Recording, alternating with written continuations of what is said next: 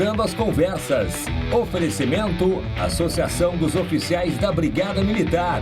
Defendendo quem protege você. Porto Color. E você que gasta muito em farmácia, sabia que os maiores descontos do mercado estão no Clube do Remédio? www.clubedoremedio.com.br. Boa noite, eu sou Guilherme Macalossi, começa aqui na RDC, eu estava olhando para a câmera errada. Começa aqui na RDC mais uma edição do nosso programa que sempre traz a opinião dos nossos convidados aqui nos estúdios, também por videoconferência, Cruzando as Conversas no ar, pelos canais 24 e 524 da Claro Net TV e também pelas redes sociais, @RDC TV Digital. Nós estamos no Instagram, no Facebook, no Twitter e no YouTube. E você também pode nos assistir, você pode nos acompanhar offline, fazendo download do nosso programa pelo meio do Spotify, do Google Podcast, nosso podcast. Nosso site também tem o link direto. Você acessa www.rdctv.com.br, você clica na aba Podcasts e daí você pode acessar lá a íntegra da nossa edição. Cruzando as Conversas é um oferecimento da Associação dos Oficiais da Brigada Militar, defendendo quem protege você. De Porto Color, soluções gráficas. A Porto Color atende pelo WhatsApp e você pode ter os serviços da Porto Color na sua casa. E também de Clube do Remédio. Se você gasta muito em farmácia, a melhor solução é o Clube do Remédio. Você pode ali economizar os melhores preços, os maiores descontos. É só acessar www.clubedoremedio.com.br. Hoje o nosso programa tem uma edição cheia, estamos cheios de convidados aqui.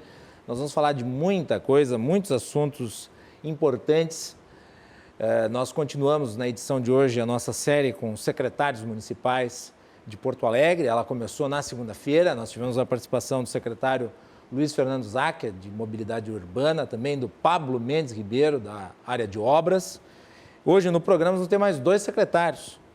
Meu querido amigo, colega André Machado está aqui, secretário municipal de Habitação e Regularização Fundiária. André, bem-vindo. Tudo bem? De volta, né? De volta. Boa noite. Boa noite aos telespectadores. Prazer recebê-lo e interessante um jornalista nessa área. Já começar por aí. Tu sabe que desafio, né? o governo Melo tem 3 jornalistas no primeiro escalão. Sou eu na Habitação e Regularização Fundiária, o Gustavo Ferenzi na Transparência e o Flávio Dutra na Comunicação. Ferenzi vai estar aqui semana que vem, já está pré-combinado com ele, estará na nossa próxima edição Então, coisa assim, normalmente todos os caras, sempre advogado está sempre apto em ficar em qualquer cargo, né? Mas a gente está mostrando jornalista também, tem claro, espaço. Com certeza, obviamente, né? Obviamente. Sabe por quê? Porque os jornalistas, e tu fizeste a cobertura dessa cidade por tanto tempo, conhece como a palma da mão, né? Então não tem por que não. Né? E um desafio desse de trabalhar com habitação, que envolve dignidade das pessoas, direito à moradia, é imenso e faz parte do trabalho da gente. Né? E outra coisa, o cargo de secretário ele tem um componente de confiança, de relação política que é muito maior do que a questão propriamente técnica da pessoa que ocupa a titularidade da pasta. Mas sabe, o que importa é que ele faça um trabalho técnico. Mas tem uma preocupação muito grande do prefeito na composição do secretariado. Não pode ter preconceito político. Eu tenho o conceito político, né? Eu fui candidato a vereador, eu represento um partido político, fui indicado pelo partido, o nome aprovado pelo prefeito, e eu tenho como secretária adjunta a doutora Simone Somese, que é colega do secretário Renato na Procuradoria-Geral do município e que é uma técnica, uma das pessoas que mais conhecem no Brasil sobre regularização fundiária. E o grande desafio do prefeito para nós é realizar 40 anos em 4 em termos de regularização fundiária em Porto Alegre. E com a Simone e o corpo técnico do DEMAB que me auxilia, a gente vai conseguir. Muito bem. Quem também está aqui da Prefeitura Municipal, secretário extraordinário de enfrentamento ao Covid-19, Renato Ramalho. Bem, Ramalho, bem-vindo, boa noite. Uma boa noite, Guilherme, André, Felipe, Mário, os caros telespectadores. Um prazer estar estreando aqui nessa tribuna. Ramalho, que esteve conosco na segunda-feira participando do portal RDC à tarde, né? Falando aí sobre o primeiro decreto do prefeito. Hoje nós vamos falar um pouco mais, vamos falar com mais calma sobre a visão dessa secretaria, que é uma secretaria importante, que não é a mesma, e seria importante conceituar, não são as mesmas atribuições da Secretaria de Saúde, né? São atribuições diferentes, mas nós vamos com calma falar a respeito. Mas, de qualquer forma, um prazer. A conversa na segunda-feira foi muito profícua. Eu não lhe conhecia, eu fiquei muito impressionado com a forma como você explicou as coisas, eu fiquei muito satisfeito com as respostas.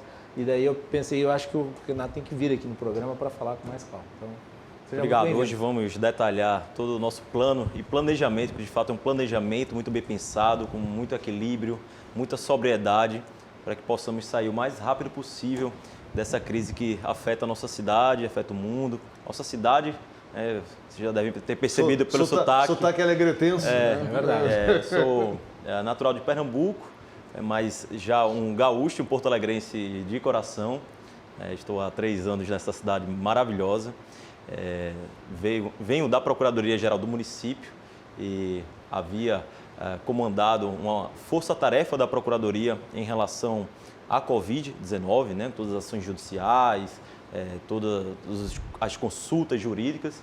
E então, o nosso prefeito Sebastião Melo, nosso vice-prefeito Ricardo Gomes, me nomearam e me pediram, né, para comandar essa importante pasta, que é a Secretaria Extraordinária de Enfrentamento à Covid, né? Extraordinária, e eu costumo dizer, André, que eu vou ter tanto mais sucesso quanto menor for o tempo de existência do meu cargo, né? Verdade. Então, esperamos que se encerre até o fim do ano. É um sentimento contraditório, né? Eu quero que tudo isso se encerre o mais rápido possível, que o meu cargo seja extinto o mais rápido possível, para que não precisamos mais continuar com essa secretaria pela resolução do problema, né? Muito bem. E todos nós desejamos que esse cargo se extinga até o fim de 2021. Né? Ele vira outra atribuição. Não, pode ser, ótimo, mas que seja uma outra atribuição que não essa.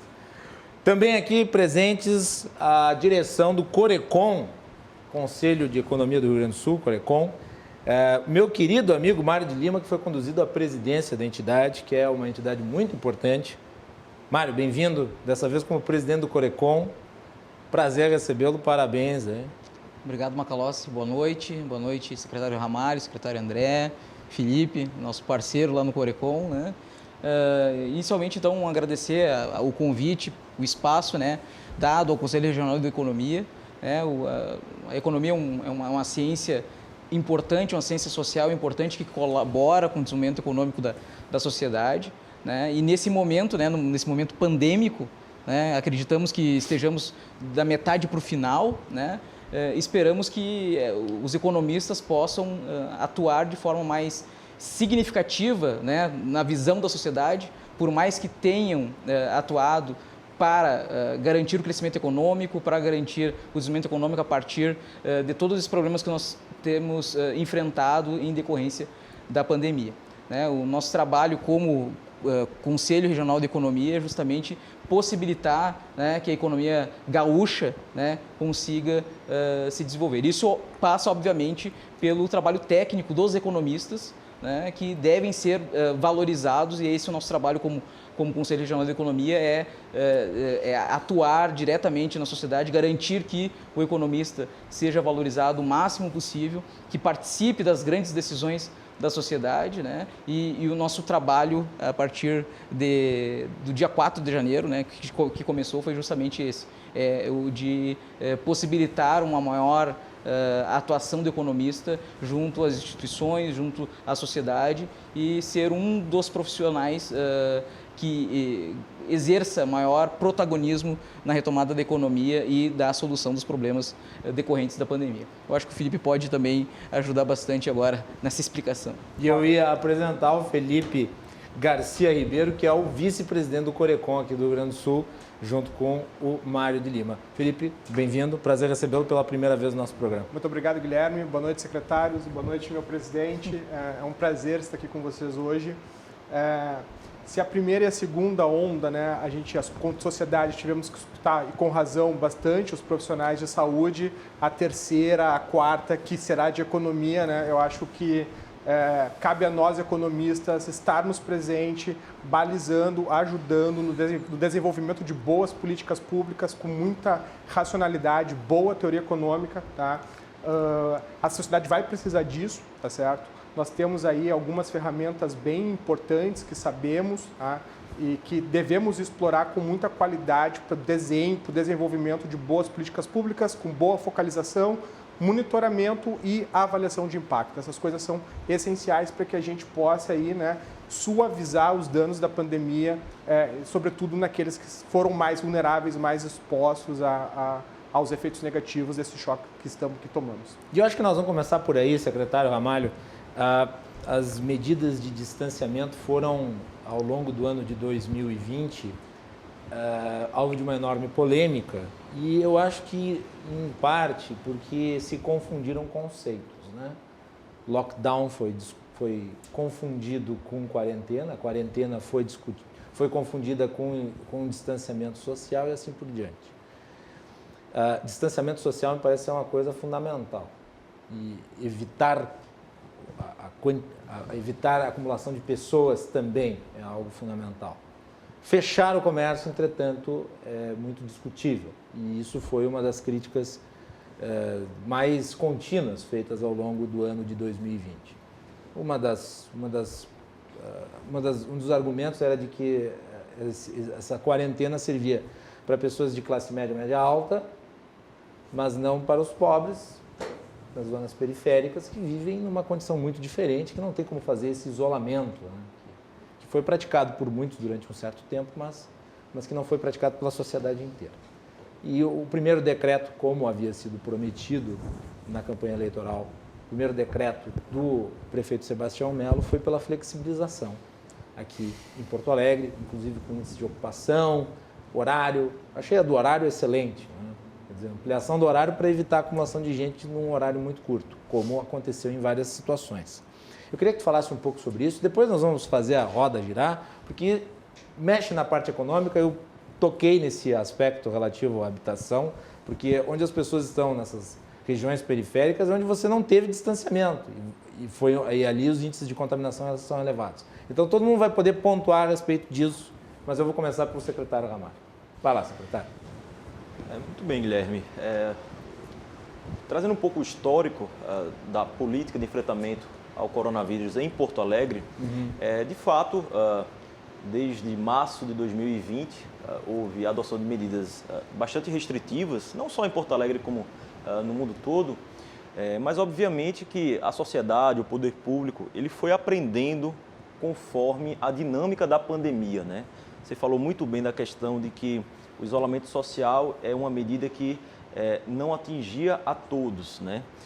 Não era possível ser adotada por todos, né? A questão das escolas, por exemplo, é um exemplo, talvez o maior erro que a humanidade, não só Porto Alegre, não só o Brasil, cometeu, que foi a questão das escolas. Principalmente em países em desenvolvimento como o nosso, as escolas, principalmente escolas públicas, elas fornecem não só educação, como também segurança alimentar, segurança pessoal das nossas crianças, né? Então, quer dizer, durante boa parte da pandemia, essas crianças que estariam nas escolas públicas recebendo uma alimentação regular, ficaram confinadas em ambientes impróprios, muitas vezes nas suas comunidades, aglomeradas, né? Sem uma proteção sanitária, sem uma proteção social, sem uma proteção alimentar. Então, esse é um grande exemplo, talvez, de um erro que a humanidade em si cometeu por desconhecimento da pandemia. E, a partir da gestão do nosso prefeito Sebastião Melo, houve uma diretriz muito clara de, com muita sobriedade, promover o equilíbrio, o diálogo e a transparência nas medidas de enfrentamento à pandemia, né? Equilíbrio para conciliar as medidas sanitárias de enfrentamento da pandemia, de combate à disseminação do vírus, preservação das vidas e, de outro lado, também a preservação das atividades econômicas, do emprego e da renda. Nossos colegas economistas bem sabem que, com o fim do auxílio emergencial, com o fim do BEM, que é o benefício emergencial do governo federal para a preservação dos empregos, né? A União pagava parte dos salários. E com o fim do auxílio a estados e municípios, a crise econômica vai se agravar muito, né, se nada for feito. Então, por diretriz do nosso prefeito Sebastião Melo, fizemos o máximo para harmonizar esses dois valores, né? Acreditamos que economia e saúde devem andar juntos, né? Poder público e iniciativa privada, setor médico, devem andar juntos no combate a esse inimigo comum, que é apenas o coronavírus. Deixa eu pegar carona e te contar umas coisas, então, porque junto com o Renato, no período de transição, ajudei a trabalhar nessa questão e na concepção do que o prefeito Sebastião Melo queria fazer. Só para dizer o quanto é importante que tu recupere algo que tinha se perdido em Porto Alegre, que é a confiança naquilo que o governo diz. Durante a transição, no mês de dezembro, o prefeito Sebastião Melo, então prefeito eleito, delegou ao vice-prefeito Ricardo Gomes, e eu estava junto com o vice-prefeito, para que negociasse junto aos setores da sociedade de Porto Alegre, justamente o decreto que depois foi concretizado. E tudo aquilo que foi cumprido, inclusive apresentar o decreto antes aos atores desse processo, para que pudessem fazer suas críticas, contribuir, foi feito. E tem uma coisa que me parece muito importante ser colocado. Primeiro, em relação ao que o Renato falou, e já junta um pouco com a minha área também. Durante os meses de outubro, novembro, na campanha, por exemplo, circulei muito pelo Morro da Cruz. Fiz uma caminhada lá no Morro da Cruz, inclusive na área da Cruz, lá onde tem lá. Aquilo estava tomado, apinhado de crianças, sem máscara, sozinhas, com os pais trabalhando, enfim, nas ruas, às vezes se reunindo em casas. E anteontem na reunião do secretariado, o prefeito Melo colocava o seguinte: quem é que vai me dizer que é mais seguro uma criança ficar numa casa pequena, com poucos cômodos, apertado, que não numa escola? Por que é mais seguro ficar essas crianças todas soltas ali na rua, ao invés de estarem dentro de uma escola, onde vão estar com as classes afastadas, com o distanciamento que é necessário, com controlado. alguma estrutura, né? Com a mínima estrutura. E ainda com outra coisa que o Renato colocou, que para os mais pobres é muito importante, que é a questão da alimentação, né? E depois, sobre o decreto, aquilo que foi dito foi comparado com tudo que já havia sido preparado pela Prefeitura, e o decreto foi colocado, recebido pelo Poder Público, sempre com dois pontos de vista da Prefeitura que acho que tem que ficar muito claro. Um é a liberdade, para que se possa ter seu negócio, abrir, ter mais tempo de negócio, e outro, a responsabilidade que todos os setores têm em se autogestionar, se autofiscalizar, em buscar separar aqueles que trabalham com responsabilidade e sem responsabilidade. Só para ilustrar, Macalossi, sexta-feira passada, andei no bairro Cidade Baixa e você via em alguns restaurantes o controle como tem que ser, mesas afastadas, pouca gente. Em outros, aglomeração na frente dos locais, sem responsabilidade dos empresários. Tem que entrar a fiscalização. Nesse tem que agir. E a Guarda Municipal agiu com o secretário Iqueto. É liberdade com responsabilidade. Isso, essa é a palavra de ordem, liberdade com responsabilidade, né? Fizemos também um movimento muito importante. Quem descumprir tem que ser duramente punido. Exemplarmente. Exemplarmente punido. Convocamos, na verdade, toda a sociedade, o setor econômico, o setor médico, os órgãos de controle, para um verdadeiro pacto de enfrentamento ao coronavírus.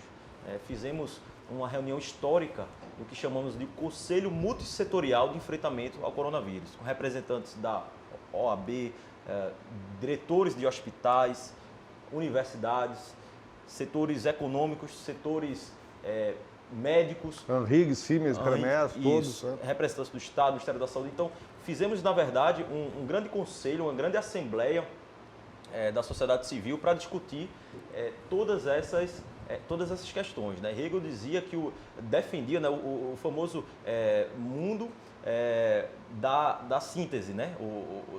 A dialética de Hegel, né? Hegeliana, de que o mundo evolui através da tese, da antítese, que chega a uma síntese, que é uma evolução das ideias com base nos opostos. E opostos aqui do ponto de vista da pandemia não são inimigos, são ideias diferentes sobre o mesmo objeto analisado. No caso, quais as medidas necessárias para a gente equilibrar todos os valores envolvidos da sociedade. Então, é a nossa diretriz, né?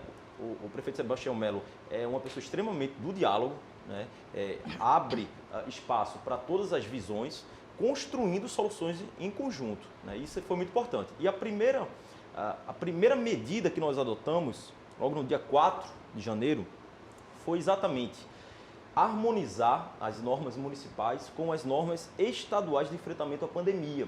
Isso é muito importante porque traz maior segurança jurídica e previsibilidade. A gente sabe que o Estado do Rio Grande do Sul tem um modelo estadual de distanciamento controlado, né, que é muito elogiado Brasil afora, e que a Prefeitura de Porto Alegre vinha, em alguns pontos, tendo algumas divergências que acabavam muitas vezes... Algumas vezes mais rigorosas e outras mais permissivas. Perfeito. E o empreendedor ficava que nem uma barata tonta. Você pega o caso do Dia dos Pais, né? A Prefeitura fez a liberação no comércio na sexta-feira, no sábado. O Estado do Rio Grande do Sul e o Ministério Público questionaram judicialmente, houve o fechamento do comércio, quando os comerciantes já estavam ali preparados para voltar a funcionar. O ano passado também a questão dos eventos, né, na Auditório Araújo Viana, com eventos marcados, autorizados pela Prefeitura sem o aval do Estado do Rio Grande do Sul, que ocasionou, infelizmente, na suspensão do evento e mais prejuízos. 2 shows. À população e ao setor, né? Então, a primeira medida foi essa, foi harmonizar as regras, todo o regramento, todo o arcabouço normativo.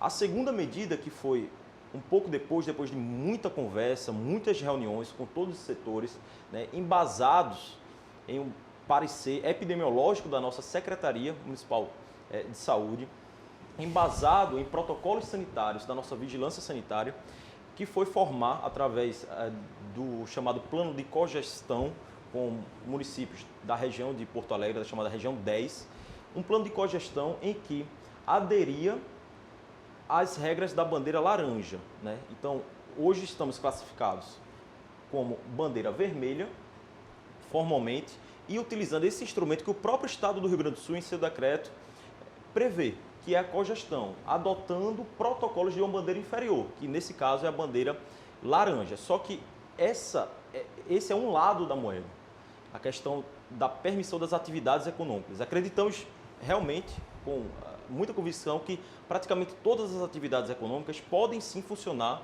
segundo rígidos protocolos. E é exatamente isso que a gente busca. Liberar as atividades de uma forma geral, os setores econômicos de uma forma geral, contudo, tendo muita responsabilidade, intensificando os protocolos sanitários de funcionamento. No mesmo dia, no sábado, no dia 9, que publicamos o plano de cogestão, liberando as atividades, publicamos também um decreto muito detalhado com a intensificação dos protocolos sanitários, veja, de funcionamento. Não, aqui não se trata de abre e fecha, mas protocolos sanitários de funcionamento, orientando o setor econômico a como funcionar. Aqui não se trata de poder ou não poder funcionar, mas como funcionar. Essa é a nossa principal linha de atuação. E, além disso, uma terceira linha é a questão da fiscalização. Estamos intensificando as operações, temos o chamado escritório de fiscalização, que vem desde o ano passado, mas está sendo fortalecido com a intensificação das operações, né?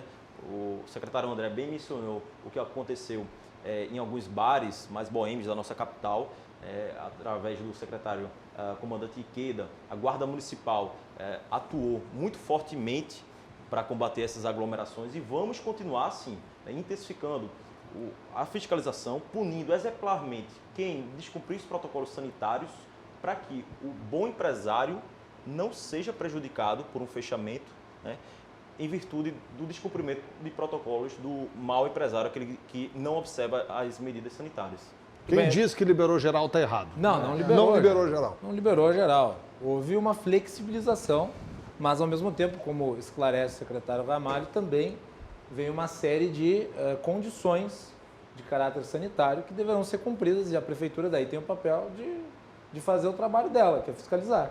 E daí eu vou discordar de quem diz que nesse momento a atuação deva se dar contra aqueles que descumprirem esses regramentos de forma educativa. Não, esse período já passou. Nós temos 200 mil mortes aí, né? Muitas delas em Porto Alegre. Então, esse período de educação, todo mundo já sabe o que nós estamos enfrentando. Então, se está fazendo a acumulação de gente descumprindo o regramento, tem que tomar uma bela de uma multa, tem que ser acionado e a prefeitura, tenho certeza, responsável que é, o fará. Vamos para os economistas e a opinião deles em relação a essa nova etapa aí, porque inequivocadamente os impactos econômicos foram graves. Eu vou começar pelo Felipe, vai lá. Vamos lá. Eu acho que nós perdemos uma grande oportunidade, né? Obviamente que nada é desejável, passar por essa situação pandêmica, ela é terrível, tá? Mas quanto país, nós perdemos uma oportunidade interessante, que foi trazer racionalidade para o nosso sistema de proteção social, para a nossa rede, tá? Muito se discutiu sobre o Renda Brasil, depois Renda Cidadã, etc, etc, e aquele era um caminho interessante, né? Nós temos o Bolsa Família, é o programa mais famoso, todo mundo conhece, mas há vários outros programas de transferência de renda, cujos objetivos são suavização de consumo, proteger famílias mais vulneráveis de choques, né? Que não são bem desenhados, eles não funcionam muito bem. Por exemplo, a participação está estritamente relacionada a... Você ser beneficiário do programa está relacionado à sua participação no mercado formal de trabalho. Isso é um equívoco, né? A gente sabe que pobreza, ainda mais quando a gente pensa em países em desenvolvimento como o nosso, é intimamente ligada à informalidade ou à não participação ao mercado formal, né? Abono salarial, salário de família são exemplos. Então, nós tivemos a chance de redesenhar a rede, né, com critérios de elegibilidade mais claros, que deem incentivos corretos, com boa focalização.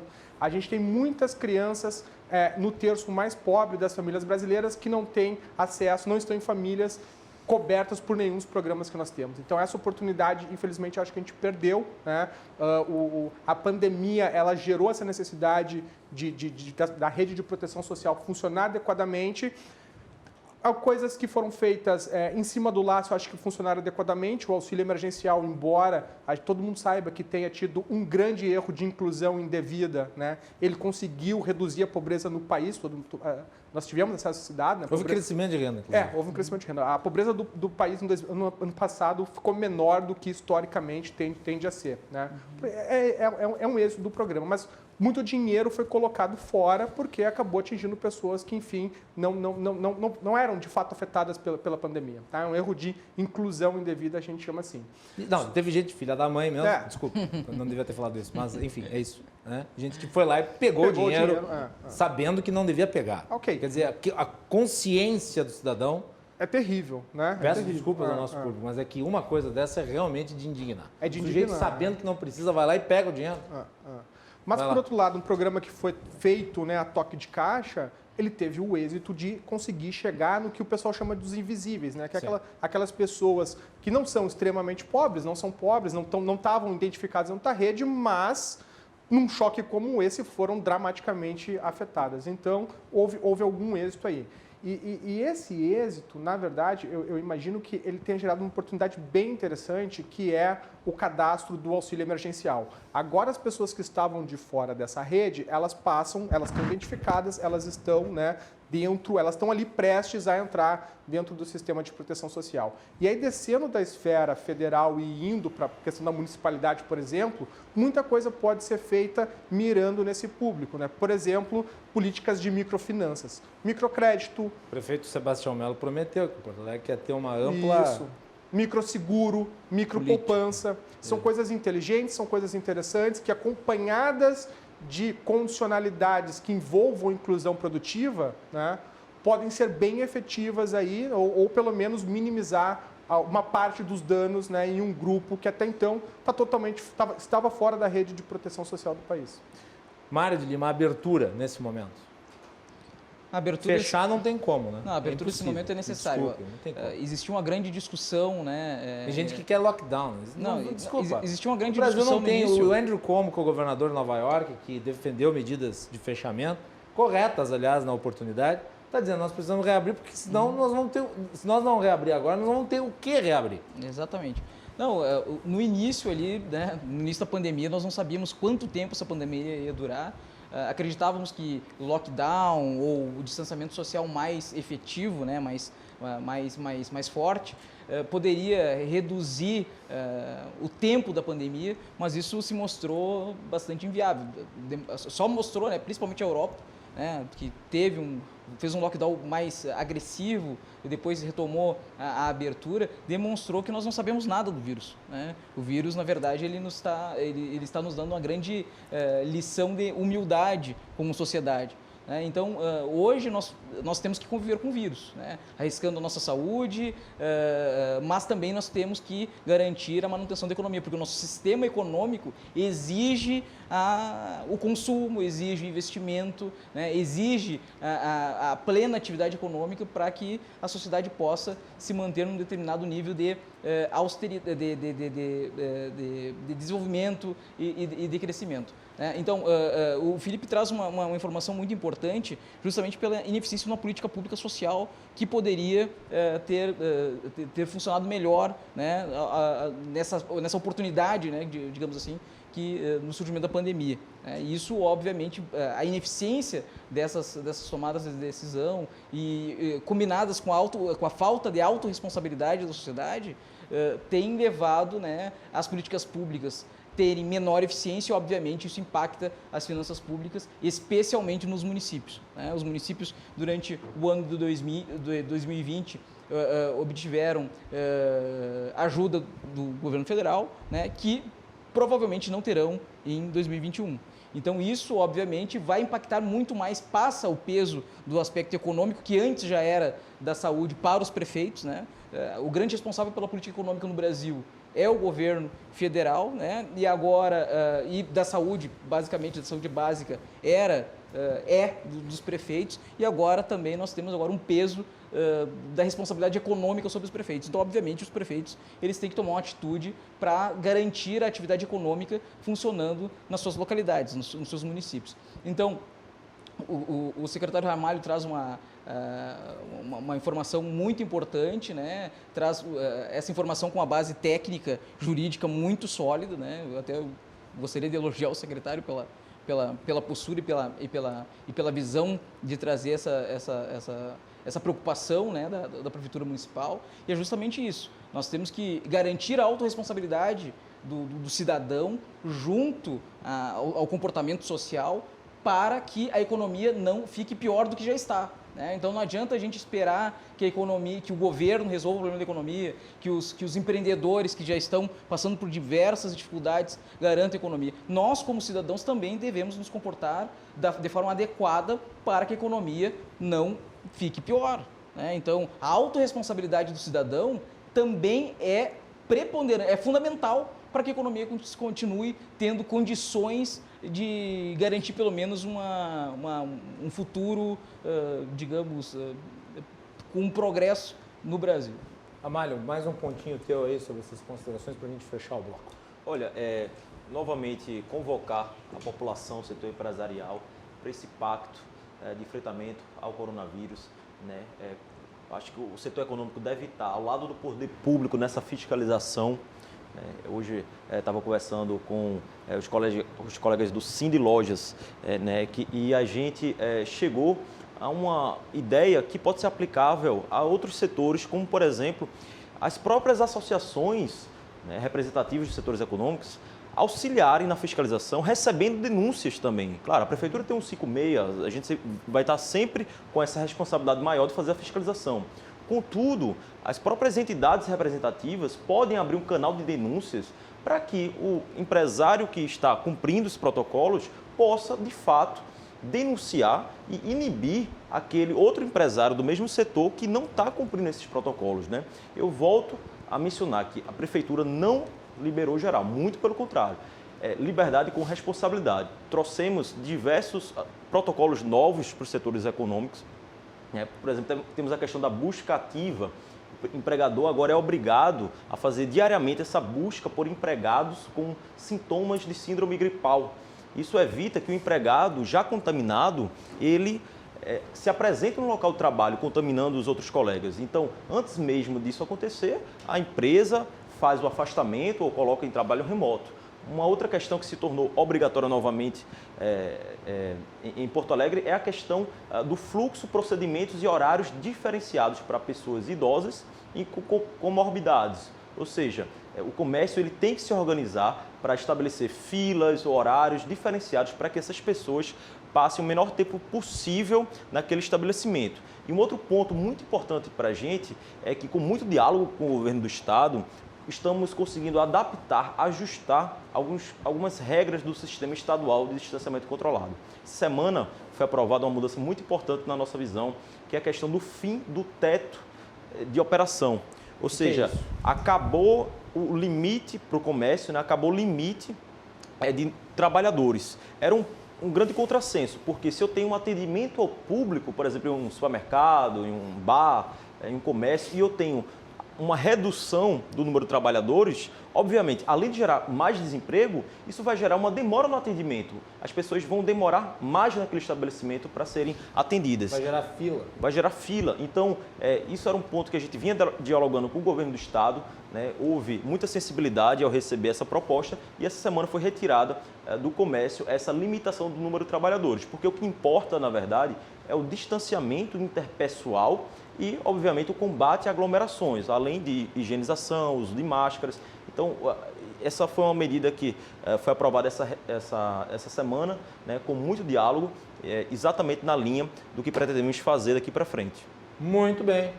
Vamos fazer, quer fazer mais um apontamento? Não, só para pegar só para sublinhar essa questão que o Renato, depois a gente fala de habitação também. Vamos lá. Eu acho que o que fica para nós desses primeiros dias do ano, né, no governo Sebastião Melo, na relação com a sociedade, com o governo do Estado, pegando o que disse agora aqui o secretário Renato Ramalho, é que há um mecanismo de trabalho na sociedade que tem que ser a prática de todos nós, que é o diálogo.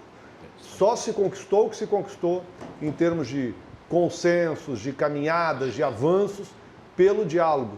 Diálogo com o governo do Estado, que foi empreendido pelo prefeito Sebastião Melo, diálogo com a sociedade, com os setores médicos, com os setores empresariais e que, obviamente, a gente espera dê um resultado muito positivo na economia e também na questão da saúde pública, chamando a cada um de nós essa questão da responsabilidade, mas também com a certeza de que o prefeito, o secretário Mauro Esparta, nosso secretário da Saúde, estão muito preocupados e muito atentos na questão da vacinação e da saúde de cada um de nós. Se as medidas que foram adotadas pela Prefeitura falharem em algum momento, e a gente torce para que não falhem, porque a gente acredita muito na responsabilidade de cada um, eles também vão ser revistos. Da mesma forma, com diálogo, conversando com a sociedade e, sobretudo, Macalossi, não surpreendendo a sociedade do dia para a noite. Esse é o grande compromisso do prefeito. Não vai haver um decreto hoje que vai mudar o funcionamento das coisas amanhã. Tudo vai ser discutido e trabalhado com antecedência para que todo mundo possa se preparar para preservar a vida, para preservar empregos, para preservar a economia, a rotina da nossa cidade. Muito bem dito. E eu gostaria de agradecer a audiência do ex-vice-prefeito de Porto Alegre, Gustavo Paim, está na nossa audiência, mandou uma mensagem aqui dizendo: baita time que tu reuniu, muito bom ver o André, o Renato, o Mário no mesmo programa, aglomeração de talento. Mas nós estamos com um certo distanciamento aqui, olha só a distância. É uma boa distância, não estamos assim tão aglomerados. Muito bem, obrigado, Paim. Uma hora dessa o Paim tem que voltar aqui no nosso programa. Vamos para o nosso intervalo, nós voltamos na sequência para falar mais de economia, mais de combate ao Covid e também sobre habitação e regularização fundiária, que é um desafio para Porto Alegre. Já voltamos.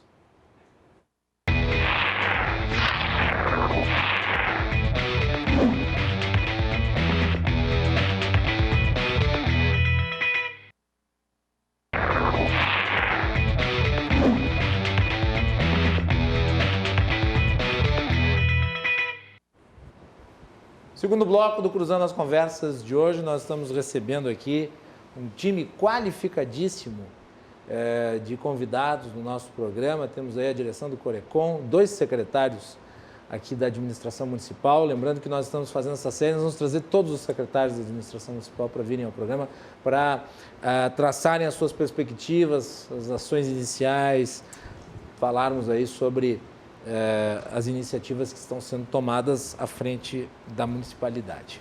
O compromisso da nossa emissora é conhecer como é que a máquina pública será administrada e aqui é o palco para isso. Então, fiquem ligados aí nas próximas edições do nosso programa. Cruzando as Conversas é um oferecimento da Associação dos Oficiais da Brigada Militar, defendendo quem protege você. de Portocolor, soluções gráficas. A Portocolor atende pelo WhatsApp e você pode ter os serviços da Portocolor na sua casa através das redes sociais. E também de Clube do Remédio. Acesse clubedoremedio.com.br para obter os melhores descontos, as melhores ofertas. Os maiores descontos em medicamentos você encontra lá. Muito bem, vamos falar de regularização fundiária e habitação. Machado, tu agora vai capitanear essa área. Porto Alegre é uma cidade que tem um desafio muito grande. É uma cidade que tem muitas vilas que estão em condições terríveis. E isso diz respeito à saúde, né? Gente que não tem saneamento básico, gente que vive com água que não é tratada. Tem que se dar uma solução para isso. E passa pela tua pasta, em grande medida, né? Como é que tu projeta? Então, passa da minha pasta e na transversalidade, que é um outro ponto importante aí da eleição. Sabe que no primeiro dia de governo, nós fomos com o prefeito Sebastião Melo, bairro Mário Quintana, aqui em Porto Alegre. Talvez seja uma das áreas onde mais precisa se atuar na questão da regularização fundiária, que dizia o prefeito que era para dar um banho de vila em cada um dos seus secretários, porque essa é uma grande preocupação do prefeito, né? Garantir dignidade ao cidadão de Porto Alegre, e aquele cidadão mais pobre, que é aquele que mais precisa do Estado para depois poder efetivamente se libertar e ter dignidade da vida. E essa questão da regularização fundiária, ela é fundamental nesse processo. Primeiro, porque ela garante às pessoas que recebem o título de propriedade que elas vão permanecer no território onde elas residem. Mas não é só uma questão de um papel, né, do ponto de vista jurídico. A gente tem que garantir o social, tem que garantir o ambiental, né? Tem muita gente que está vivendo em área de risco aqui em Porto Alegre. O cálculo que nós temos, Macalossi, é de que sejam aproximadamente 70 mil lotes, 74 mil lotes, se não me engano o número. São 300 mil famílias. A gente vai começar esse desafio já agora. Na próxima semana vão ser entregues 263 novos títulos de propriedade aqui em Porto Alegre. E esse vai ser o nosso grande desafio, regularizar essas áreas. Porque hoje, especialmente em prédios do DEMAB, por exemplo, que foram entregues ao longo do tempo, as pessoas têm a concessão do direito real de uso. Eles não são donos daquele imóvel. Eles não podem depois negociar aquele imóvel para poder também progredir na vida, com trabalho, com esforço, e ir para um imóvel melhor. A gente vai passar a entregar o título de propriedade, né? Esse é o trabalho que vai ser coordenado pela a secretária adjunta, a doutora Simone, na Secretaria da Habitação e Regularização Fundiária, para que essas pessoas possam também ser donas da sua vida, não são prisioneiras do Estado nesse processo. Esse é o nosso projeto de longo prazo. E tem um de curtíssimo prazo, que é um desafio enorme que nós temos agora, que é liberar a área da Vila Nazaré para ampliação da pista do Aeroporto Salgado Filho, que precisa entrar em operação. Sim. Nós temos 177 famílias que estão ali na área do chamado sítio aeroportuário. Isso é uma coisa que já devia ter sido resolvida. Na periferia, já passou do prazo, né? Mas que a gente precisa fazer isso, porque Porto Alegre precisa ter uma pista capaz de fazer... Olha como as coisas se conectam, né? A pista tem que ser capaz, que nós tenhamos voos aqui capazes de levar a carga do Rio Grande do Sul, produto gaúcho, ao norte da América do Norte, a toda a Europa, a toda a África, e fazer lá, a partir de Istambul para lá, conexões com a Ásia ou do outro lado pelos Estados Unidos. Hoje nós não temos essa capacidade com os aviões com carga plena na pista que nós temos. Então, é uma pista curta, né? É uma pista curta, são mais 300 metros. E esta área onde está a Vila Nazaré não é uma área da pista, é o que eles chamam de uma área de reza, é uma reserva, um escape, uma segurança que tem que ser colocada ali para trazer o quê? Justamente desenvolvimento econômico para cá, para que com mais recursos, aí os economistas podem me ajudar mais do que qualquer outro, a gente consiga ter o que efetivamente importa a quem está no poder público, o desenvolvimento social, para que a gente possa ter qualidade nas moradias, na vida, do emprego de cada uma dessas famílias. E o lugar para onde essas famílias vão é infinitamente muito melhor do que eles vivem hoje na Vila Nazaré. É um loteamento, primeiro o DEMAB já fez, na gestão anterior, a transferência de centenas de famílias aí desse local para o condomínio Senhor do Bonfim, que fica na Zona Norte, e agora nós estamos concluindo a transferência das famílias para outro condomínio, Irmãos Maristas, que fica entre o bairro Mário Quintana e a região do Timbaúva, ali no bairro Rubem Berto. É uma região com prédios que estão praticamente todos concluídos, já tem muita gente morando por lá, com casas, com qualidade, apartamentos de 2 dormitórios, cozinha, banheiro,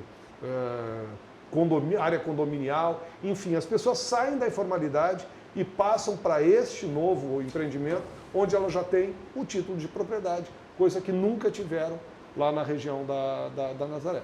Por que tu acha que está demorando tanto para resolver isso? Tem uma série de situações assim que envolve. Para ter uma ideia, assim, a saída da pista do aeroporto Salgado Filho, a continuidade dela é o tal sítio aeroportuário. E à volta desse sítio tem uma outra vila chamada Vila Pepino. Só para as pessoas entenderem, nós precisamos tirar... É um nome, aliás, o nome é muito bom para o problema, né? O problema não pode ser melhor. Não, porque de vez em quando a gente diz assim, tem que resolver esse pepino. Aí, não, secretário, isso é no sítio. Não, é o pepino que nós estamos falando. É o pepino mesmo. É o que está no sítio. Dessas 111 famílias que estão no sítio, 41 delas estão aptas a sair. Já fecharam acordo, já escolheram seus apartamentos e vão sair da região nos próximos dias. Tem 15 casos que estão reprovados, 26 casos com pendências de documentação. Para isso, nós estamos colocando amanhã e sexta-feira, Macalossi, 13 funcionários do DEMAB, mais um funcionário da FASC, no local da Vila Nazaré, para poder facilitar a vida dessas pessoas na entrega dos documentos e, inclusive, para emitir alguns documentos que as pessoas não tenham, como é o caso do NIS, né, do número do NIS, o número de inscrição social, para que possa fazer esse processo. Então, a Prefeitura está indo lá na Nazaré, que, aliás, por sinal, está um lugar muito difícil de habitar hoje em dia, porque as casas já foram destruídas, aquelas que foram retiradas, e nós temos, aí sim, o grande problema, que são 29 recusas. São famílias que não querem sair daquele local pelos mais diferentes motivos. Alguns que dizem que trabalham ali perto, outros por medo de insegurança, por tráfico, por situações pessoais de conflito, e essas situações vão ser resolvidas. Estamos tentando ainda trazer essas famílias para que aceitem esses imóveis. Caso não seja possível, você vai buscar algum outro tipo de recurso jurídico ou administrativo para poder fazer a transferência. Até porque a lógica é do diálogo, de buscar uma solução conjunta, mas às vezes se exaure e tem que fazer o que tem que ser feito. A gente já vai até o final, entendeu? Assim, eu digo isso... Ninguém está querendo tirá-las para jogá-las ao relento. Não, todas vão ter direito a uma moradia. Vão melhorar de vida. E uma moradia muito digna. É um prédio... Amanhã pela manhã eu vou voltar ao condomínio Irmão Maristas para tratar de questões que dizem respeito a entregas que a Prefeitura também precisa fazer a essas famílias que já vivem lá e as que irão para lá, mas eu digo que é um local absolutamente mais digno do que onde essas famílias vivem hoje, da forma que vivem hoje lá na Nazaré. Já que o André Machado pescou a área da economia, isso está relacionado também com a infraestrutura do Estado, que diz respeito ali ao que ele mencionou em relação à ampliação da pista, que é um drama, né, Mário? Um drama de infraestrutura, é um drama social e um drama econômico ao mesmo tempo, né, Mário? É verdade. Eu achei muito interessante o que o secretário trouxe, né? Que é um problema habitacional que tem trazido um problema de desenvolvimento econômico para Porto Alegre. Né? Porto Alegre já está no sul, no extremo sul do Brasil, né? Próximo ao extremo sul da América do Sul, e aí nós encontramos então um problema de isolamento aéreo, digamos assim. Né? Não, e eu acho isso muito importante, trazer essa discussão, né? Colocar essa discussão hoje aqui no programa, que é justamente essa, é fazer com que Porto Alegre se torne a líder regional de fato da região metropolitana, né? Para tentar resolver todos os problemas que a região metropolitana possui. Né? O que acontece atualmente? Né? Isso não é só na região metropolitana de Porto Alegre, nas regiões metropolitanas da América Latina, dos países subdesenvolvidos. Normalmente, nesses territórios, os prefeitos pensam no local. Né? Então, uma grande discussão, nós temos que começar a pensar na região metropolitana como um todo. Então, por quê? Porque nós temos efeitos chamados de conurbação, que são aquelas sobreposições de infraestrutura, de territórios, que acabam gerando conflitos entre municípios que fazem divisa uns com os outros. Então, numa região metropolitana como Porto Alegre, é imprescindível a liderança, né, dos secretários municipais, né, da grande metrópole da nossa região metropolitana, do prefeito principalmente, que tem capacidade de diálogo, né, e que teria facilidade de liderar esse processo, justamente para garantir o desenvolvimento econômico em todas as áreas. Então, problemas de infraestrutura, problemas principalmente da poluição da bacia do Rio Guaíba, né, que hoje nós temos um grande processo de poluição um pouco por parte de Porto Alegre, depois lá vindo da bacia do Rio dos Sinos e dos outros rios mais acima do Lago Guaíba. Então, nós temos diversos problemas metropolitanos que, obviamente, o prefeito de Porto Alegre poderia liderar, né, nesse sentido.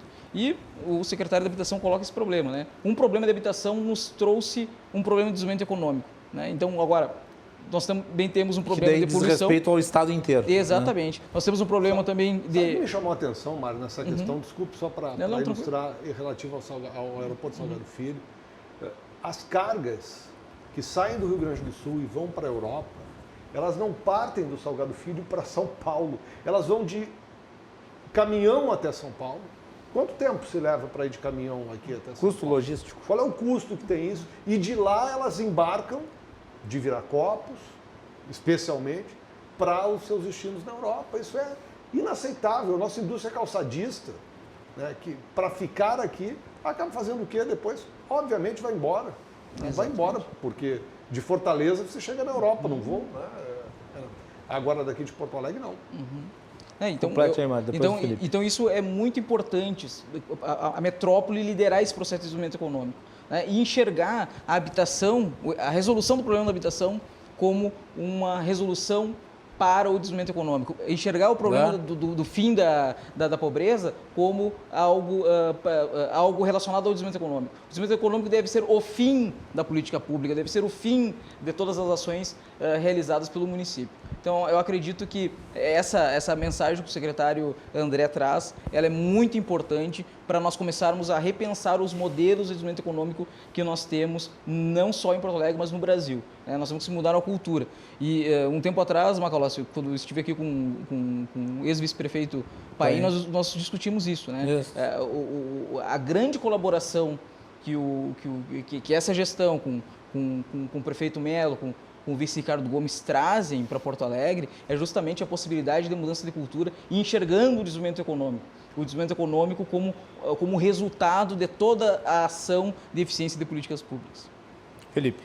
Bom, a gente tem no nosso processo de desenvolvimento e crescimento econômico uma porção de gargalos, né?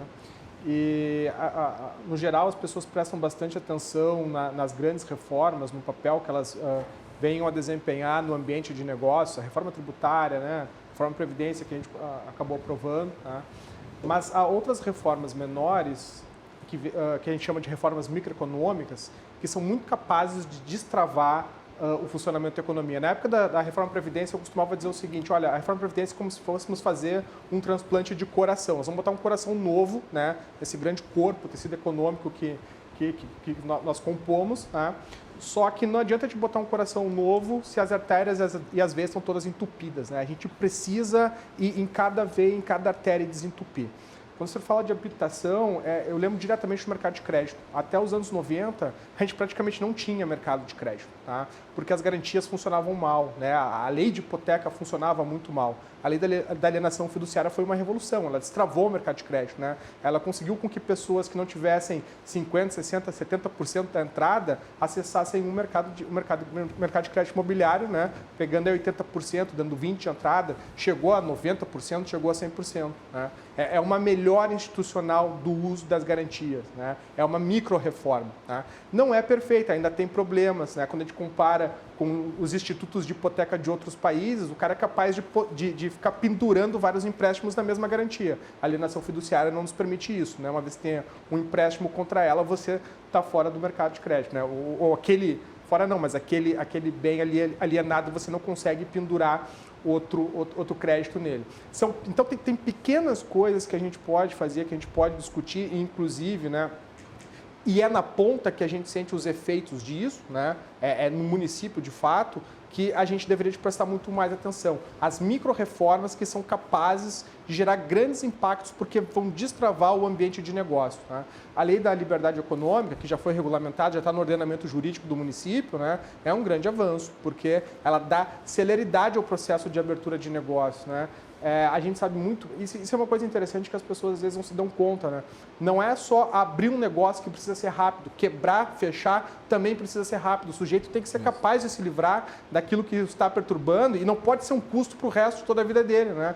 Tem um economista que eu gosto muito, que é o Marcos Lisboa, que ele faz uma analogia interessante, né? O empreendedorismo é como a indústria farmacêutica. Você testa N moléculas para acertar uma e aquela uma vai virar um remédio aí que vai satisfazer, atender as necessidades da sociedade. O empreendedorismo é a mesma coisa. O empreendedor vai ficar tentando várias vezes até acertar aquele negócio e aquele negócio atende a demanda, atende as pessoas e prospera. Né? Mas é importante que nós tenhamos um bom ambiente de negócios para que quando ele, né, não logre êxito, ele consiga se livrar facilmente, rapidamente, né, daquela atividade que não está exercendo retorno. Então tem uma porção de reformas e medidas que são pequenas, são micro, mas que elas têm um grande potencial conjuntamente em destravar o funcionamento dos mercados, possibilitar que a gente aí consiga entrar numa tendência de desenvolvimento econômico mais sustentável. As próprias políticas de microfinanças, né, elas vêm em qual sentido?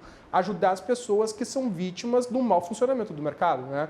Porque a nossa dificuldade de otimização de garantias, de uso de garantias, deixa muita gente sem capacidade de colateral, né? sem capacidade de acessar linhas aí acessíveis, linhas baratas, né? Porque a pessoa não consegue, não tem como oferecer alguma coisa como garantia para que tenha aí o acesso a crédito. Né? Então, enfim, temos uma porção de desafios e esses desafios eles acabam se conectando de uma maneira transversal, habitação, crédito, infraestrutura, né, desenvolvimento como um todo, e que a gente tem aí... É um trabalho de formiguinha, né? No ambiente democrático é isso mesmo, a gente faz grandes esforços para termos pequenos avanços, mas assim nós vamos, na base do diálogo, né, tendo alguns ganhos ao longo do tempo.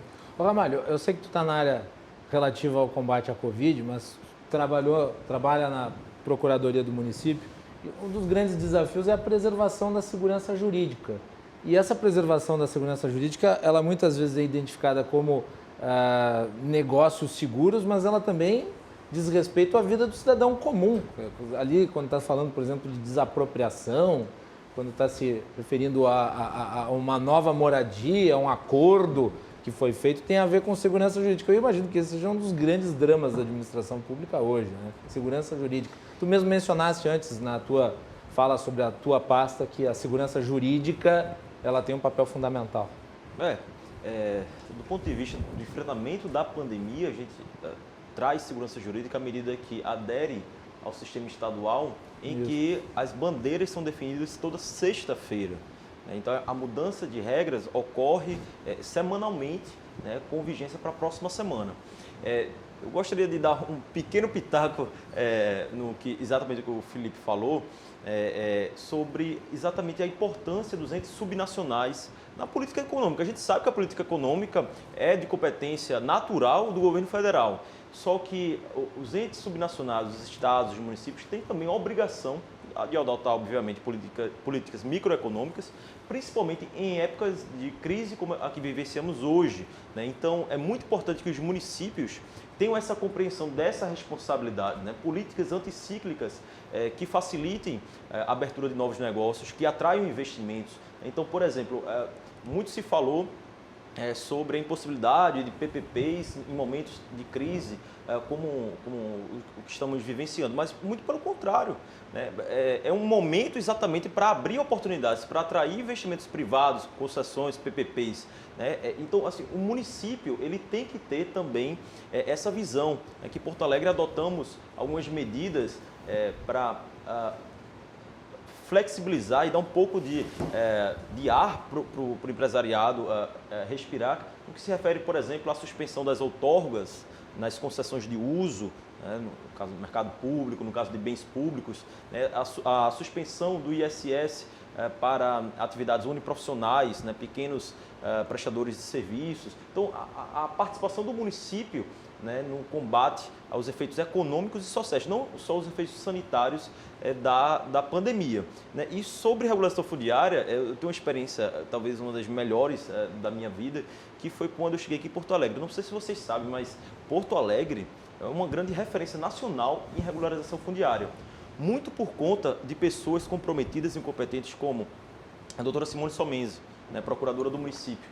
Eu me lembro que eu conheci a Simone Somenzi antes mesmo de vir morar em Porto Alegre, exatamente por esse trabalho, que foi reconhecido inclusive pelo Supremo Tribunal Federal no Prêmio Inovare em 2016, em relação à regularização fundiária.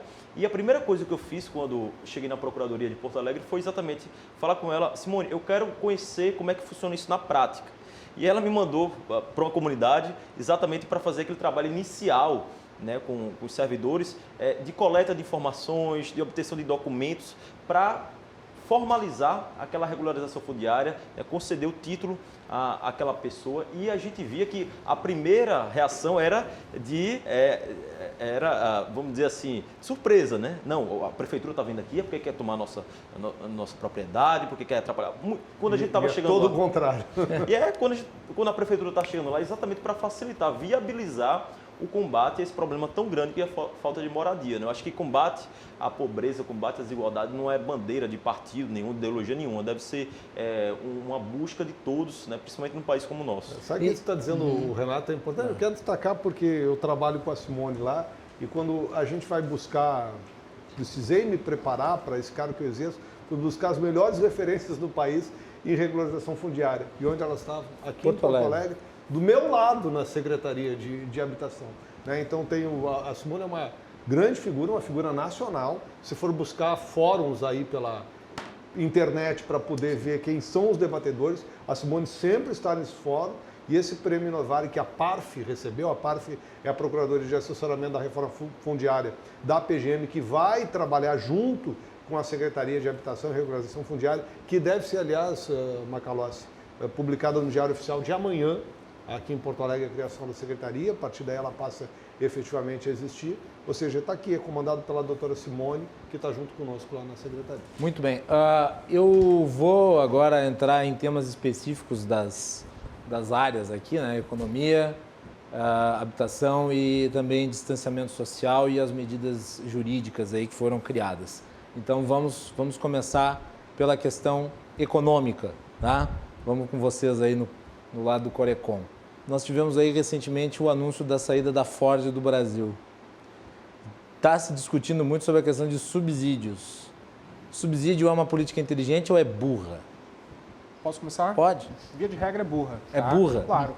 Porque, então vamos lá. Então o Olívio Dutra está absolvido por ter mandado a Ford embora do Rio Grande do Sul. Olha a pergunta difícil. Eu sou especialista. Essa pergunta é difícil. Vai lá. Vamos lá, acho que ele acertou, tá? O que acontece? Ele acertou. Essa é a pergunta fundamental de economia, é o que faz um país crescer ou uma região prosperar. Essa pergunta data desde o Adam Smith no livro dele, A Riqueza das Nações. Tá? Perfeito. O nome do livro completo, na verdade, é o Inquérito sobre a Causa das Riquezas das Nações. Ele estava interessado em entender isso. Tá? Olha, 300 teses foram feitas nos últimos 200 anos, mas mais recentemente a gente entende... Aqui no Brasil, liberal defende subsídio, uma coisa extraordinária. A gente entende hoje melhor, tá? Que a microeconomia afeta esse crescimento de longo prazo quando você mexe nos preços da economia e muda a alocação de capital e trabalho entre setores. Tá? O que você quer dizer com isso? Quando você dá subsídio, né, isenção fiscal, gasto tributário ou subsídio creditício ou financeiro, você está estimulando que dinheiro, que pessoas, trabalhadores migrem para aquele setor. É natural, né? Natural, tá? Só que é muito possível que a quantidade de dinheiro e de pessoas que migrem para aquele setor vá além do necessário e deixe desguarnecidos os outros setores. A eficiência da economia como um todo diminui em função, tá, dessa má alocação. Tem um dado bem legal, também de um economista brasileiro, no mesmo economista, o Marcos Lisboa, que ele diz o seguinte, olha, num exercício contrafactual, né, se nós conseguíssemos trazer dos Estados Unidos todo o capital, todo o conhecimento que eles têm lá, toda a tecnologia, e colocássemos aqui no Brasil, nós ainda assim produziríamos a metade de tanto subsídio que a gente tem, tá? Porque nós alocaríamos muito mal, distribuiríamos muito mal o capital de trabalho em função dessas políticas todas de fomentar determinados setores, escolher campeão, etc, etc. Né?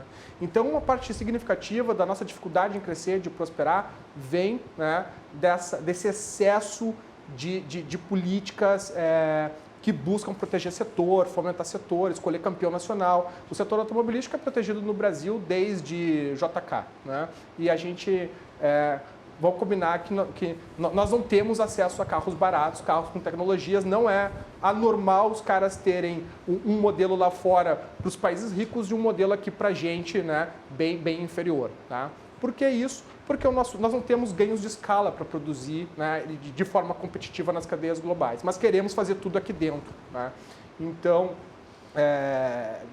via de regra, essa é uma péssima escolha. Né? O pessoal que defende esse tipo de coisa gosta de falar da Coreia do Sul. Né? Eu não conheço muito bem qual foi o caso da Coreia do Sul, mas além de política industrial, eles também fizeram políticas de educação muito forte, educaram a população de fato. Sim. E abriram os mercados. Né? Eles estavam expostos à competição. Então, não sei se... A gente nunca passou por um episódio assim, talvez no começo dos anos 90 foi o nosso maior choque de abertura comercial. Tá?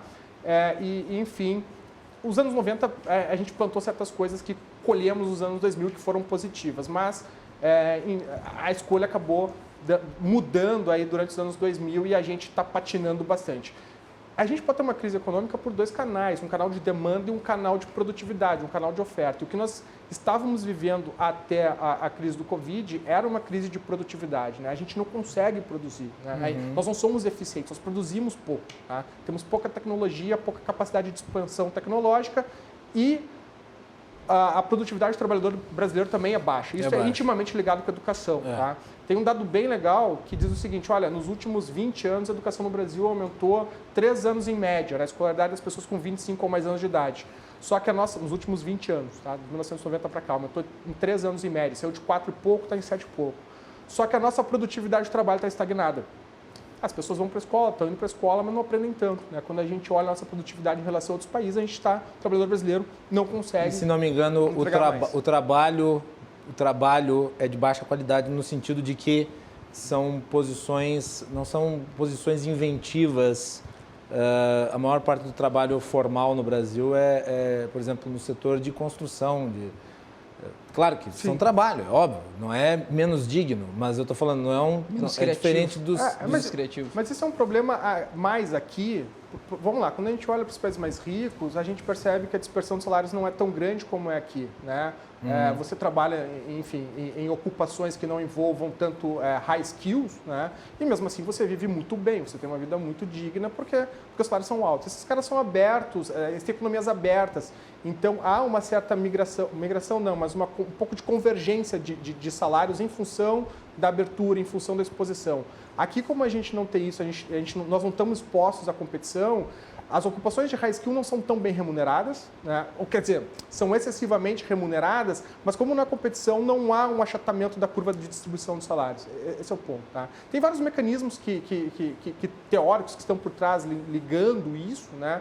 Mas é um pouco da origem do problema, além, claro, dessa má alocação de recursos. Né? Mais trabalhadores e capital em setores em que, enfim, não deveriam estar recebendo tanto. Tá? Muito bem. Essa é a origem do... Ô, Mário, eu li de um outro economista, do INSPER, ele disse que se todo o dinheiro que foi aplicado em subsídio para a Ford fosse utilizado para ajudar as pessoas mais pobres do país, talvez o impacto econômico seria maior. O que tu acha desse tipo de argumento? Provavelmente foi o Marcos Lisboa que disse isso. Ele também. Não, foi o Thomas Conte. Não foi o Marcos, foi o Thomas Conte. Bom, Gostei do ponto dele. Estão pensando parecidos, né? Mas em relação aos subsídios, e aí já vou responder a pergunta, mas eu vou tentar trazer esse aspecto para dentro do processo histórico, né? A política de subsídios que ocorreu no Brasil, que surgiu no Brasil, ela é decorrente de um processo chamado de substituição de importações, né? Surgiu lá no Getúlio Vargas e chegou ao seu ápice, ou o princípio da sua crise no final da década de 50 e início da década de 60. Justamente quando a Ford, né, que é o nosso objeto aqui, acabou se consolidando no Brasil. Então, nós temos que perceber que esse tipo de política de subsídios é uma política que vem de uma época que, logo após o final da política café com leite. Então, é uma política de alta intervenção do Estado na economia, né, num processo, num momento em que a economia brasileira estava sofrendo os efeitos da crise de 29. Então, esse modelo de desenvolvimento econômico, ele tem como base uma orientação estatal, de financiamento do Estado. Por que naquele momento? Porque naquele momento era o que dava para fazer, né, no aspecto industrial, digamos assim. Então, naquele momento, os subsídios eram um instrumento do desenvolvimento econômico brasileiro via processo de industrialização. Só que, ao longo desse período, isso fez com que o Brasil tivesse um alto nível de endividamento, via elevados déficits públicos, né, que levaram o Brasil à crise inicial da década de 60, que culminou na queda do João Goulart lá em 1964. Bom, esse modelo de política econômica vai ter uma certa mudança na sua estrutura durante o período militar, mas depois, ao final do período militar, após as crises econômicas decorrentes do petróleo de 73 e 79, vamos trazer um processo inflacionário que vai fazer com que o Brasil, que seja a pauta econômica do Brasil, e aí o Brasil, nesse momento, abandona tudo e só se preocupa com a estabilidade econômica. O Brasil, então, fica extremamente atrasado, não se moderniza, enquanto a Europa e os Estados Unidos começam um processo de modernização da sua economia, que não tem como base mais o Estado financiando as coisas, né? É a chamada reforma do Estado, que erroneamente ou vulgarmente no Brasil chamam de implementação do modelo neoliberal. Não, é uma reforma do Estado, porque o Estado chegou num processo de uma crise fiscal de elevado endividamento que não tinha mais como financiar as políticas públicas, porque gastava todo o dinheiro, né? Teve que utilizar todo o dinheiro para pagar as dívidas que os governos anteriores realizaram. E o Brasil ficou para trás, né? E aí, como o Felipe bem colocou, na década de 90, então, nós tivemos alguns avanços nesses aspectos, e depois nós tivemos alguns atrasos, porque esse modelo de política econômica, de subsídio, de intervenção estatal, voltou. Né? Então, a gente está patinando e a gente não consegue resolver o problema. Agora, é muito difícil de corrigir o rumo das coisas, porque é uma questão que é o seguinte, né? Boas políticas públicas e política econômica, elas tendem a trazer benefícios difusos com custos concentrados. Tá? E políticas econômicas ruins é o contrário, né? Benefícios concentrados com custos difusos. Tá? As montadoras conseguem se organizar muito mais facilmente para estar em Brasília e barganhar diversos tipos de subsídio. Enquanto o mercado consumidor, né, não se organiza, não tem como se organizar para batalhar por boas... Talvez as pessoas nem tenham muito claramente quais são, né, as melhores políticas econômicas que protejam o seu interesse. Então, em função disso, em nome das pessoas mais pobres, né, a gente vê uma porção de política totalmente equivocada. Em nome dos pobres, vamos fechar a determinados setores. Então, a gente vai pagar mais caro aqui dentro, porque vai ter menos produto lá de fora para a gente consumir aqui. Em nome dos pobres, universidade pública gratuita para todo mundo. Né? Bom, mas a gente sabe que historicamente isso foi sempre para a elite. Né? Então, esse é o drama. Tá? Em termos de subsídio, gasto tributário, para isso funcionar, teria que ser como se fosse a linha de impedimento no futebol. Ou nós vamos retirar tudo ao mesmo tempo, sai todo mundo, porque se ficar alguém, os outros não vão sair também. Né? Essa é a dificuldade de você alinhar uma coisa dessa. E como são bilhões de reais em subsídios e gastos tributários, olha, é muito, muito complicado de se rever uma coisa dessas. E aí, em termos de alocação de recursos, né, o Conte coloca, seria mais interessante gastarmos esses subsídios todos em política social? Seria, né? Porque tem uma coisa que a gente sabe cada vez melhor. Como um programa de renda à la Renda Cidadã. Exatamente. Bolsa Dinheiro Família. Direto nas pessoas. Dinheiro na veia. E se viu o resultado esse ano. Dinheiro na veia. Bom, muito bem. Então tá aí. Subsídio é política burra, portanto. No geral. Não gosto. Liberais, assim, teoricamente, são... Não, mas é o seguinte... São contra subsídio, né? Historicamente são contra mas subsídio. para quem, né? Para quem? Exatamente.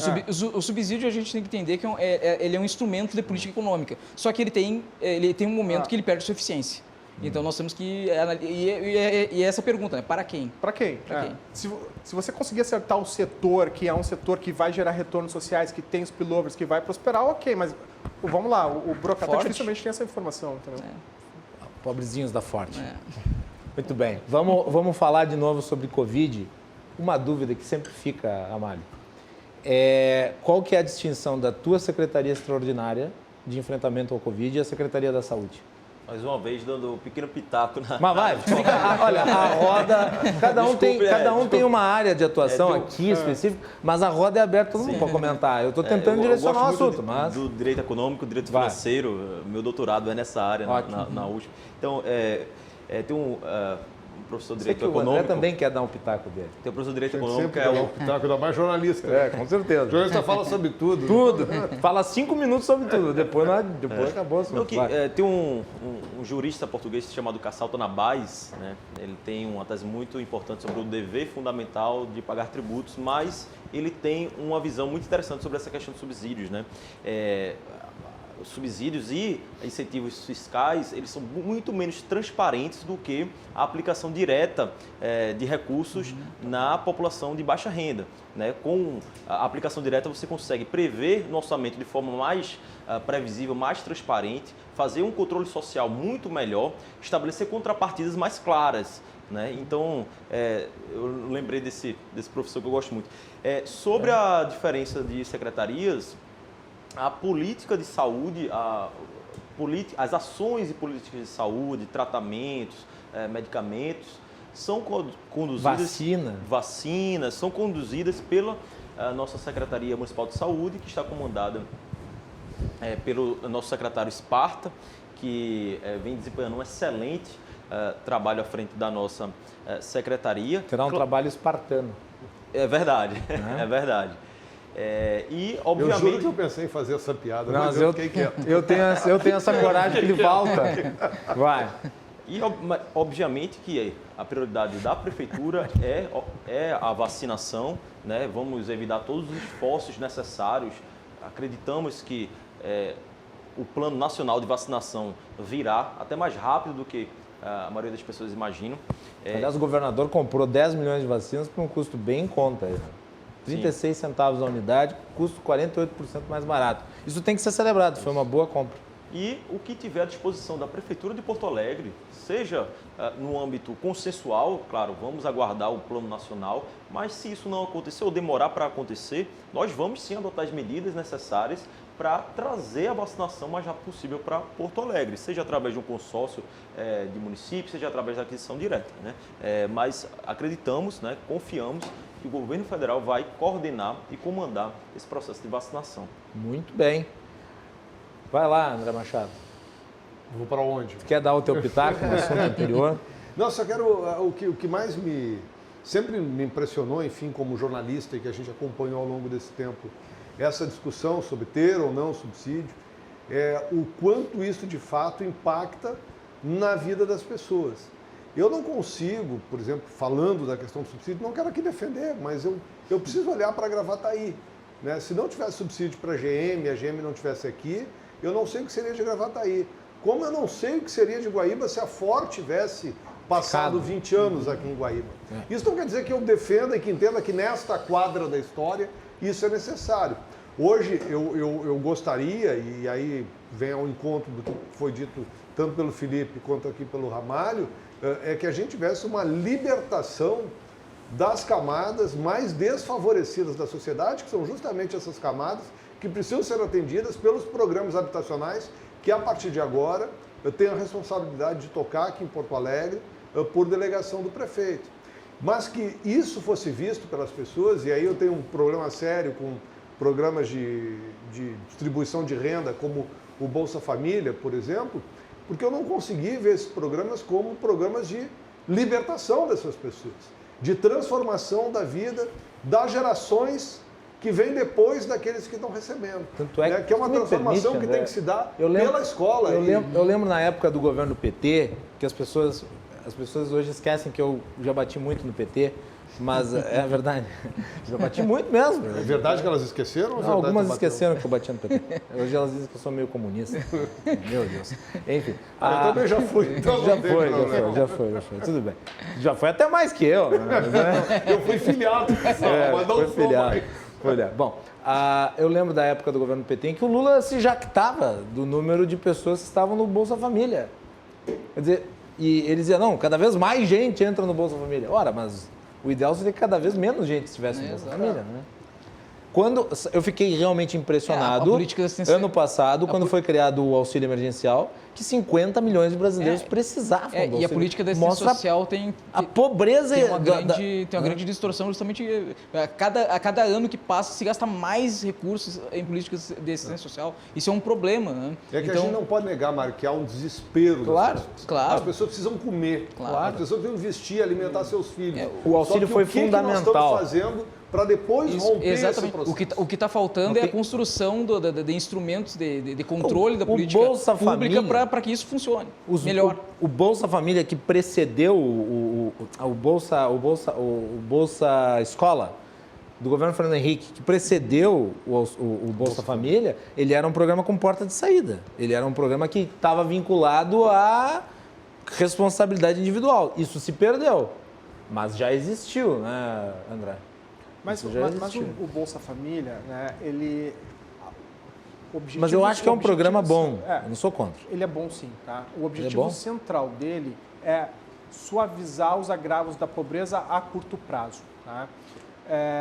E ele tem estratégias para o desenvolvimento de longo prazo, que são as condicionalidades que envolvem a criança frequentar a escola, ir como é que eles chamam de visitas de acompanhamento, monitoramento do crescimento, para quando tem de 0 a 5 anos, enfim, tem no desenho as condicionalidades adequadas para o desenvolvimento de longo prazo. Agora, é a rede toda funcionando adequadamente, né, que a gente talvez aí consiga romper. É duro demais romper a armadilha da pobreza, é uma coisa difícil. O que eu acho triste nesse processo, assim, não é só falar a criança não precisa só estar na escola. Estar na escola é muito importante, mas ela precisa aprender e se desenvolver na escola. Exatamente. Para poder sair daquele ciclo, para que ela não seja, depois, quando adulto, um cliente do Bolsa Família. A política de assistência social tem que ser uma política de emancipação do cidadão. Não, senão a escola virou um depositário de crianças. Eu, do ponto de vista dessa distribuição do espectro ideológico, eu estou muito mais próximo aos liberais, né? Muito mais próximo aos liberais, mas eu identifico que programas sociais bem focalizados, bem desenhados,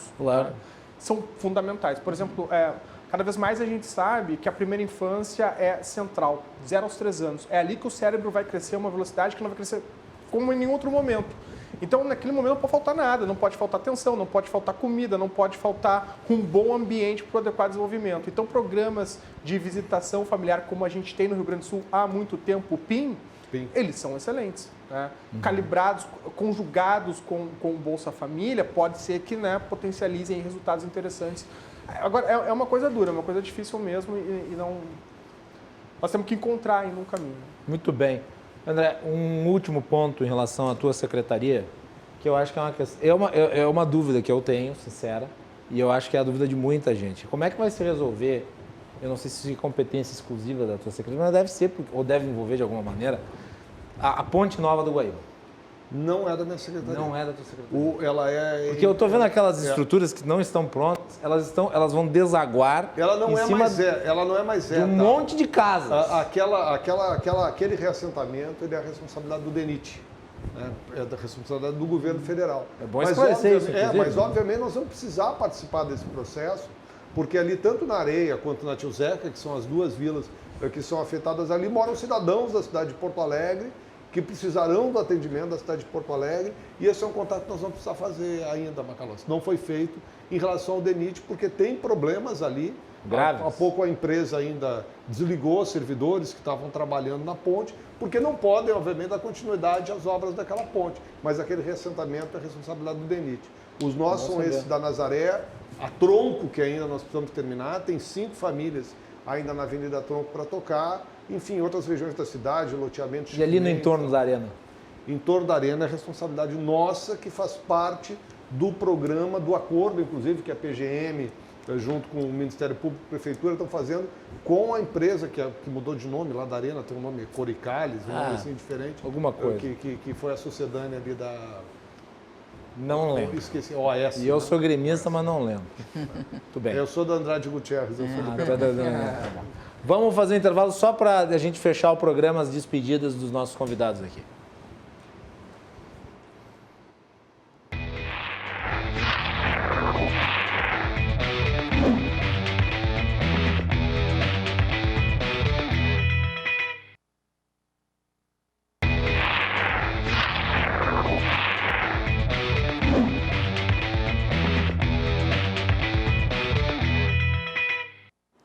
Rodada final deste programa de hoje, aqui, o Cruzando as Conversas, muito especial a edição de hoje, muita gente boa aqui no nosso programa.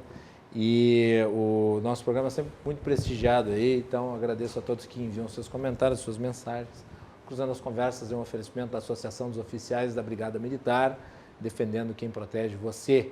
De Porto Color, soluções gráficas que atende através das redes sociais. É só você procurar a Porto Color através das plataformas digitais. E Clube do Remédio, você pode acessar www.clubedoremedio.com.br e ter acesso ali às maiores e melhores ofertas em medicamentos, maiores descontos. Rodada final de despedidas dos nossos convidados. Vou começar pelo secretário Ramalho, que falou antes da Secretaria de Saúde, mas não falou da dele. Mano? E aí? As pessoas vão achar que tu tem todas as demais atribuições, vai ser complicado. Vai lá. Não, só para ficar clara a nossa competência, né? É exatamente auxiliar na elaboração dessas normas municipais de enfrentamento da pandemia, juntamente com a PGM e seguindo as diretrizes da nossa Secretaria Municipal de Saúde, conduzida pelo secretário Mauro Esparta. Então, é elaborar essas normas e ouvir muito a sociedade civil, as entidades dos setores econômicos, dos setores médicos, as universidades. Então, deixo a nossa secretaria à disposição de todos. Estamos de portas absolutamente abertas para ouvir sugestões, críticas, propostas. A intenção é realmente construir soluções conjuntas, dialogadas, para que possamos sair o mais rápido possível dessa pandemia. Muito bem. Aliás, Ramalho, eu espero não ter que lhe convidar muitas vezes para vir aqui no programa falar sobre isso. Espero convidá-lo para outros assuntos. Né? Você já viu que ele fala também. Fala bem. Como uma pessoa do mundo do direito. É quase um jornalista. É verdade, quase um jornalista. De qualquer forma, parabéns, desejo sucesso na Secretaria Extraordinária. Ramalho, e a emissora está de portas abertas aqui, tanto o portal quanto o Cruzando as Conversas para receber. Muito obrigado aí pela disponibilidade de vir aqui hoje no programa. André Machado, obrigado, sucesso, bom trabalho lá na Secretaria. Tu sabe que também está aberto as portas. Obrigado, Macalão. Deixa eu pegar carona do que o Ramalho estava dizendo, porque essa questão do diálogo, ela não passa só pelo trabalho que é feito no enfrentamento da Covid, né? A gente leva a sério uma determinação do prefeito também na área da habitação. Tenho conversado com os mais diferentes setores. Hoje mesmo tive com o presidente do sistema, o Sérgio Sescope, para falar sobre cooperativismo habitacional. Tenho reunião nessa semana com conselheiros do orçamento participativo. Tenho conversado com vereadores da base de apoio, com vereadores da oposição. Tenho conversado com representantes de organização não governamentais, pais e mães pela democracia, que estão nos ajudando a atender famílias lá da Vila Caicai, onde houve um incêndio na semana passada. Ou seja, essa disponibilidade para atender a sociedade, para ouvir a sociedade e para justamente a partir do ponto de vista que chega até nós, construir uma nova solução que seja melhor para a coletividade de Porto Alegre do que uma ideia que seja exclusivamente nossa, é uma determinação dessa gestão. Nós estamos levando muito a sério, né? Estamos à disposição para poder fazer com que, sobretudo, aqueles que mais precisam nessa cidade tenham um pouquinho mais de dignidade, né? Que são essas famílias de renda mais baixa, tem até 3 salários mínimos, depois o pessoal ali do nível intermediário que também precisa de política habitacional aqui na cidade. A gente tem uma determinação que é ouvir a sociedade e quer ter uma Porto Alegre melhor daqui a 4 anos. Meus caros do Corecon também, obrigado por terem vindo hoje aqui. Desejo sucesso aí à gestão. Palavras finais. Felipe, obrigado. Prazer conhecê-lo. Volte outras vezes. Voltarei com certeza. Agradeço imensamente o convite. Né? Falar para os telespectadores que nós, economistas, estaremos presentes nesse ano e nos próximos, participando do debate público, colocando ideias, né? Dando as nossas opiniões, sempre calcado no que há de mais moderno, né? No que há de melhor de teoria econômica, no que há de melhor em evidências, tá certo? Assim como o pessoal da saúde, nós também fomos surpreendidos com essa pandemia. Essa é a grande verdade, né? O último grande episódio pandêmico como esse que vivemos foi o da gripe espanhola, um mundo totalmente diferente, não era um mundo tão conectado, né? A gente pouco consegue aprender com as experiências passadas. Então, estamos aprendendo, estamos vendo, nós não estamos acostumados a lidar com um choque que venha tanto pelo lado da demanda quanto pelo lado da oferta, desorganizou a produção, faltou renda, né? Isso é uma grande novidade, tá? Mas teremos respostas rápidas também, assim como o pessoal está dedicado em achar uma vacina, os economistas também estão dedicados em achar boas políticas para amenizar o sofrimento de todos. Mas, inequivocadamente, a vacina será a solução para a economia e para a saúde, né? Com certeza. Mário de Lima, já és habituê aqui da emissora. Obrigado e parabéns aí. Bom trabalho. Obrigado, Macalossi, pelo convite, a oportunidade de trocarmos ideias aqui, né, de alto nível, participar com o secretário Ramalho, com o secretário André, né, os secretários estão chegando agora para melhorar a cidade de Porto Alegre, né? E, obviamente, os economistas estão se colocando também à disposição para colaborar naquilo que for necessário com o nosso conhecimento, né? Os economistas atuam em diversas áreas, em diversos campos, e uma das principais responsabilidades que eu e o Felipe assumimos nessa gestão do Conselho Regional de Economia é justamente essa, é de promover institucionalmente o Corecon, garantindo, né, demonstrando que os economistas podem atuar em diversas áreas, tendo diversos pensamentos, né, e atuando para o desenvolvimento econômico da melhor forma possível. Então, os economistas eles estão em todo o estado do Rio Grande do Sul, né? Nós temos muitas escolas de com muita qualidade, muita tradição, né? E o Conselho Regional de Economia, como o Felipe colocou, nós estaremos mais presentes na vida dos gaúchos a partir de 2021. Então, agradeço novamente a oportunidade e nos colocamos à disposição. Mário, Felipe, André, Ramalho, obrigado por terem vindo aqui hoje. Assuntos muito importantes para todos nós. O Cruzando as Conversas de amanhã continua a análise dos temas do momento. Nós vamos ter aqui o deputado Rui Irigaray, também o diretor de Relações Internacionais da Prefeitura de Porto Alegre, Ricardo Sonderman, e o presidente do Simers, Dr. Marcelo Matias. Mais uma boa mesa aqui para vocês acompanharem às 22h15. Boa noite a todos.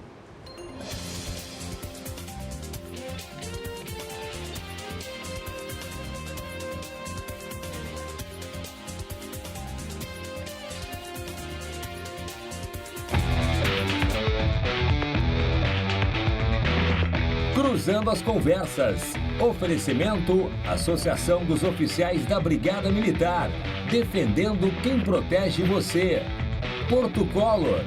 E você que gasta muito em farmácia, sabia que os maiores descontos do mercado estão no Clube do Remédio? www.clubedoremedio.com.br